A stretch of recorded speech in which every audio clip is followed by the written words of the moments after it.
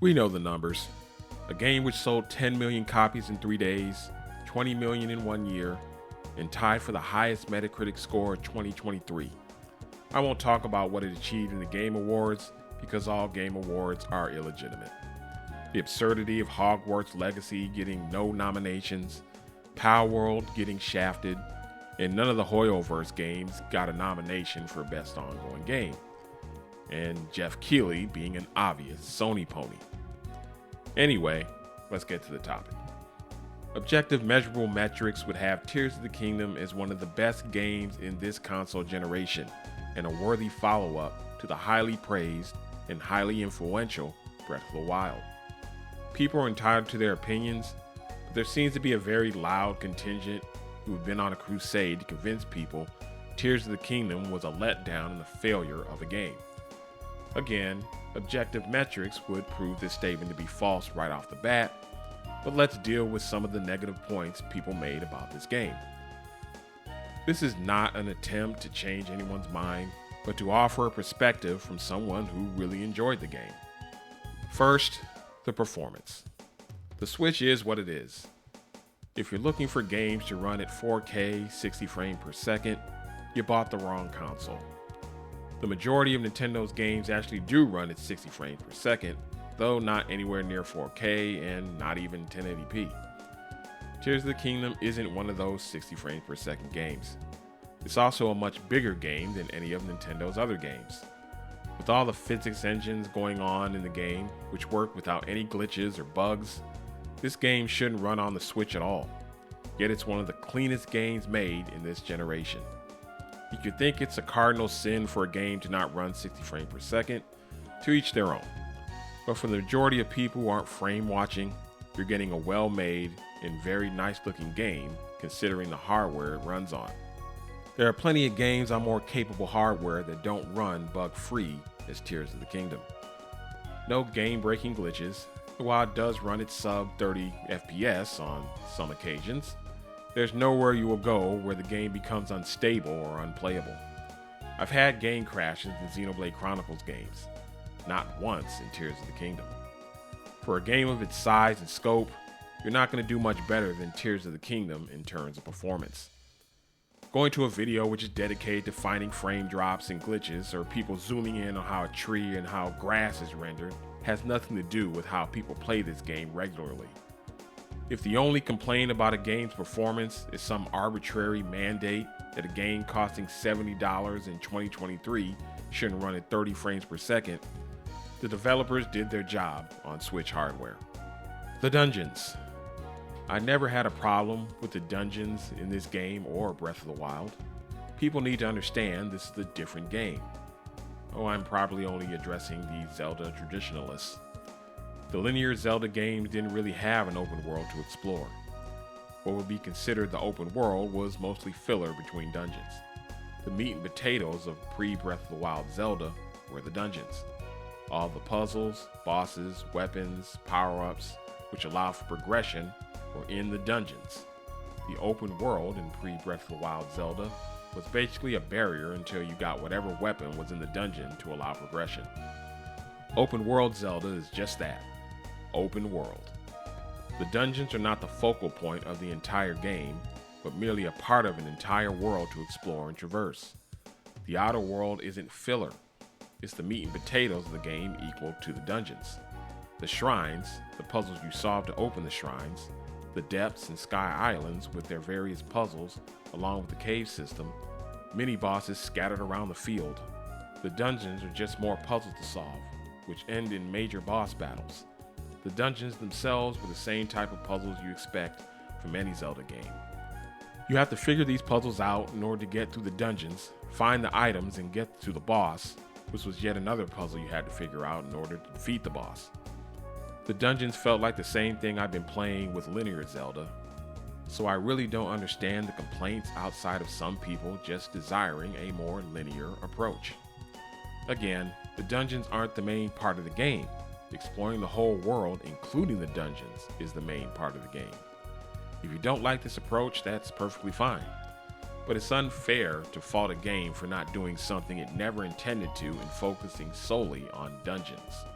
The Sky Islands and the depths are misunderstood and misrepresented by those just making a hit piece. The Sky Islands are full of puzzles and riddles in order to get the rewards hidden there. The depths are a huge challenge in not knowing where to go due to darkness as well as the lack of healing. There's also a very elaborate cave system throughout the game, which rewards curiosity, experimentation, and just looking around. What about the shrines all being the same? As far as their theme, they are the same. But there's so many different layouts and puzzles to get players acclimated with the mechanics of the game, it keeps things interesting. Finding out how to open a shrine, solve the puzzle in the shrine, and collect the spirit orbs, which are essentially your heart pieces, as you need to collect these to extend your health and stamina meter. What about the crappy rewards in the game? I play a lot of RPGs and I am very familiar with the concept of level grinding and farming. The game developers wanted to eliminate, or at least reduce, the need to grind and farm so people could play through the game and progress more naturally. Because of the habits I picked up from playing RPGs, many of the later game rewards were not that valuable because I already had them from grinding and farming. If I hadn't taken time to gather so many materials to uber level early on, those late game items, which seemed trivial, would have had more value. If you try to become strong too early, then the late game stuff becomes meaningless. RPGs tend to have a hard difficulty wall you have to grind to eventually overcome. Some people who want to eliminate this difficulty will uber level early in order to not be frustrated by how hard the game is. It's a double-edged sword. You make the game easier, but you also make the game trivial. Many people complain about the hover bike trivializing the game. You can't get the materials to use the hover bike effectively unless you grind and farm for materials to increase your Ultra Hand stamina meter. If the game is now trivial and pointless, that's your fault.